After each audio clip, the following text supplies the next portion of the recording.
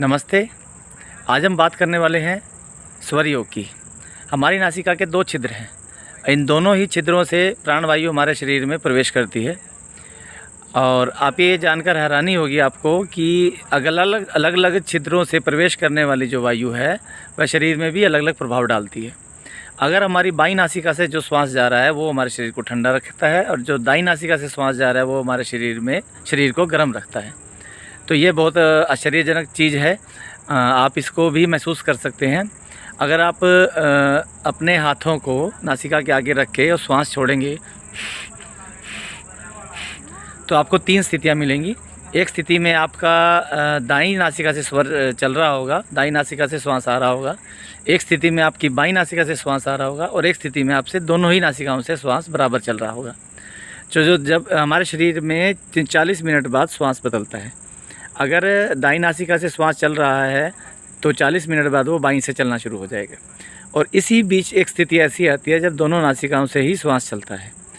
अब इस नासिकाओं से जो श्वास चल रहा है उसकी विशेषताएं क्या है, हमारे शरीर पर उसका क्या प्रभाव पड़ता है, तो कुछ इसका बहुत बड़ा सिलेबस है। तो आप इसके बारे में थोड़ा सा मैं बता सकता हूँ कि जब हमारा दायां स्वर चल रहा हो तब हमें बहुत ज़्यादा हार्ड वर्क करना चाहिए। शरीर उस स्थिति में होता है जब हम शारीरिक वर्क ज़्यादा कर सकते हैं। खाना अगर खा रखा हो और दाईं स्वर चल रही हो तो भोजन अच्छी तरह से पचता है। और अगर बायां स्वर चल रहा हो तो आपको जो मानसिक कार्य करने चाहिए, जैसे पढ़ना है, लिखना है, विचार करना है, निर्णय लेना है। और जल, अगर दूध, पानी, नींबू पानी, अगर ये सब उस समय पिएंगे तो वो शरीर में पॉजिटिव रहेगा। और एक स्थिति आती है दोनों स्वर चलने की। उस स्थिति में भजन, ध्यान, आध्यात्मिक, मेडिटेशन, इन सभी कार्यों को करना चाहिए। और शास्त्रों को पढ़ने के लिए भी दोनों नासिकाओं का ही चलना आवश्यक रहता है, तब वो उनका भावार्थ, उनका शब्दार्थ और उसके बारे में अच्छी जानकारी आप अच्छे से ग्रहण कर पाएंगे। अब ये कैसे हो सकता है कि हम अपनी मर्ज़ी से नासिका का श्वास चलाएं? तो ये ऐसे होगा कि सबसे पहले आपको श्वास चेक करना है। श्वास चेक, अगर दायां स्वर चल रहा है और आप चाहते हैं कि मैं कुछ ऐसा मानसिक कार्य करूं जिसमें पढ़ना है, लिखना है, सोचना है, निर्णय लेना है, तो उसके लिए क्या करें, हम अपना जो दायां स्वर है वो बंद करते हैं। दायां स्वर को बंद करने के लिए ये दायां स्वर को बंद कीजिए बाएं नासिका से।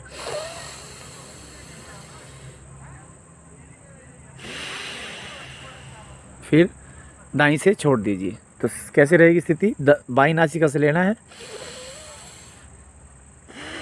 दाईं से छोड़ देना है।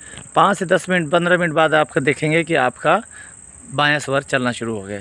अब आप आराम से कार्य कर सकते हैं और इसी तरह दाएं को भी चला सकते हैं। इसका जो मौसम के ऊपर प्रभाव पड़ता है वो भी बहुत महत्वपूर्ण है। अगर गर्मी बहुत ज़्यादा हो और आपको बहुत ज़्यादा गर्मी सता रही है तो उस टाइम आपको बाईं नासिका को चला लेना चाहिए। बाईं नासिका के चलते ही आप में गर्मी को सहन करने की क्षमता बढ़ जाएगी। अगर ठंड बहुत ज़्यादा हो और आपको ठंड बहुत लग रही हो तो अपने को बाईं नासिका को बंद करके दाईं स्वर को चला लेना चाहिए। तब आपके शरीर में जो ठंडक है उसको सहन करने की क्षमता बढ़ जाएगी। तो इस प्रकार हम शरीर को स्वस्थ रख सकते हैं। हमारे ऋषि मुनि इसी क्रियाओं को करते हैं, इसलिए वो बर्फ़ में भी बिना कपड़ों के रह लेते हैं और रेगिस्तान में भी वो बिना तकलीफ़ के चल लेते हैं। तो ये क्रियाएं जो हैं शरीर को ठंडा और गर्म रखती हैं। और एक हमारा स्वर, इन्हें हम शास्त्रों में ईड़ा और पिंगला कहते हैं। और इन दोनों स्वरों के बीच में एक सुषुम्ना स्वर भी होता है। जब इन दोनों स्वरों को इकट्ठा चलने की जो प्रवृत्ति होती है तब हमारा शरीर में सुषुम्ना जो स्वर है वो एक्टिव होना शुरू हो जाता है। और वो सुषुम्ना स्वर है वो हमारी रीढ़ की हड्डी के बीच में से चलता है। और आप देखेंगे कि जो रीढ़ की हड्डी है वो हमारे शरीर के बिल्कुल सेंटर पॉइंट में होती है। तो आज स्वर योग के बारे में हम जानेंगे। इसके अगले वीडियो हम जानेंगे कि इसके और क्या लाभ हो सकते हैं और शरीर में इसे क्या प्रभाव पड़ सकते हैं। तो आज इतना ही। अगले वीडियो में फिर मिलते हैं। नमस्ते, मैं डॉक्टर देवेंद्र कुमार। अगले वीडियो में आपसे